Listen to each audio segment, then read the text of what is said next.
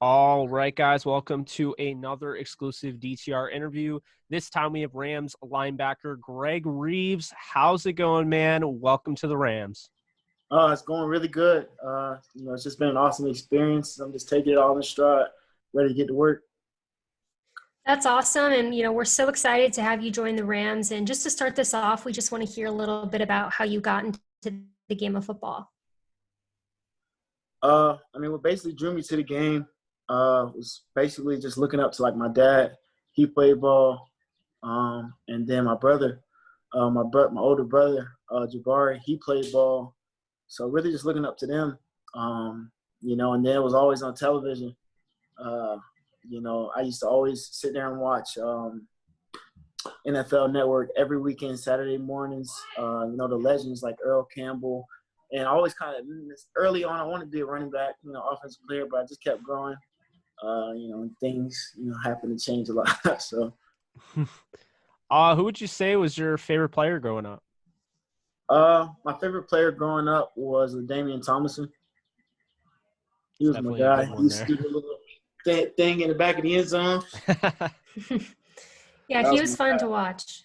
For sure. Yeah, for sure. He was super fun to watch for sure. And, you started off your collegiate career at South Florida, in which you went from a walk-on to a starter in a very short period of time. And then you earned your scholarship. So what was that experience like? It was extremely, I guess I'd say difficult, especially in the beginning, because having to have my parents like pay for the school and having to take out loans and basically, figure out not month to month, but semester to semester how I was going to get paid. That was tough. And, I had made a promise to them that I was going to earn a scholarship, and it was unfortunate. My first year I didn't. My second year I didn't. and it was just really hard on me, but I just continued, kept pressing, kept working hard. And I eventually broke through. Eventually got a new coaching staff. Coach Strong ended up coming in. He just really gave me an opportunity. Didn't care that I was a walk-on, just cared who could play. And that's automatic to me. Was he just gave me an opportunity, and I just showed up when it happened. So, played pretty well, I guess. Yeah, I'd say you played pretty well. Had that versatility too, playing defensive end and playing linebacker. But I do want to ask you, with the pre-draft process, talk to me. How was that? Kind of describe that a little for me, because I know everyone kind of goes through a different thing. And, of course, this draft class and this pre-draft class in general went through, something that's been unprecedented. We've never seen anything like this. So I'd like to hear your thoughts on, your process. For sure. So, it was – first, it started off, as any normal pre-draft process. I go into training. I first get an agent, go into training, just kind of leading up to my pro day, hoping I get an invite to, even regional combine. Didn't happen, but, we're just waiting on pro day. And about like a couple weeks before my actual pro day, we were sitting there, we're in the middle of working out, and all of a sudden our guy I was training with, Josh Cooper, was just like, they just canceled so-and-so's pro day. And then just like a ripple effect on down, and it was just like crazy. And to kind of like where we are now, it was just crazy. Everything kind of became virtual. All types of meetings were online, phone calls. Anything that we had set up previously, like workouts, those were canceled. So I wasn't able to really get in front of anybody. Only thing that could really go off was tape. And just everything I was working on as far as like a pro day was now canceled. We ended up, my process, we ended up working, and then we set basically like a neutral date, kind of put it in between everybody's pro day that hadn't went yet. People just stayed a little extra time, and we just kind of put it on videotape. All went out there, competed, and did what we do best. So I ended up doing pro day on tape. Ended up doing pretty well. It's just been a very different experience, to say the least. Yeah, definitely. And that's a really, common of what we've heard talking to guys pre-draft and after the draft. Is just that this year, due to everything going on, it was super unconventional. So people kind of had to improvise and, do things the best they can. But, you ended up going undrafted and then signing with the Rams. So did you meet or talk at all with the Rams pre-draft? Definitely. I talked to the Rams a couple times. First, I talked to a scout, and then I ended up getting in contact with the outside linebackers coach, Chris Shula.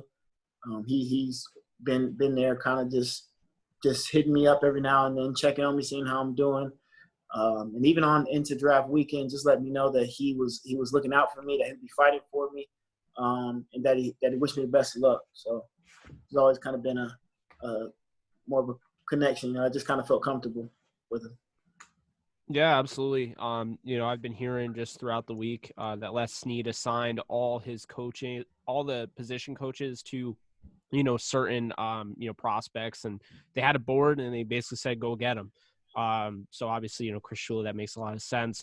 Now, with that being said, how did this UDFA signing process go? Because everything I have heard from talking to UDFAs in the past, it is chaos. But this time, I'm sure it was even more chaos because it was chaos for the teams that, they weren't all together. They weren't all in a war room. Normally they can kind of go down the line and be like, all right, this is who we want.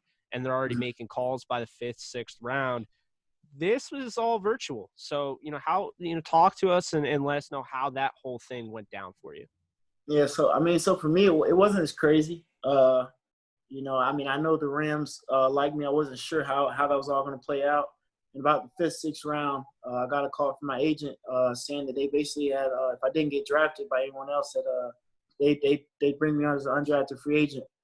So I was just kind of waiting around, playing the waiting game. Ended up not getting picked, and honestly, I was ready to go. The Rams were honestly the team that showed me the most interest, most love, and I felt like it was a great fit for me in a 3-4 scheme.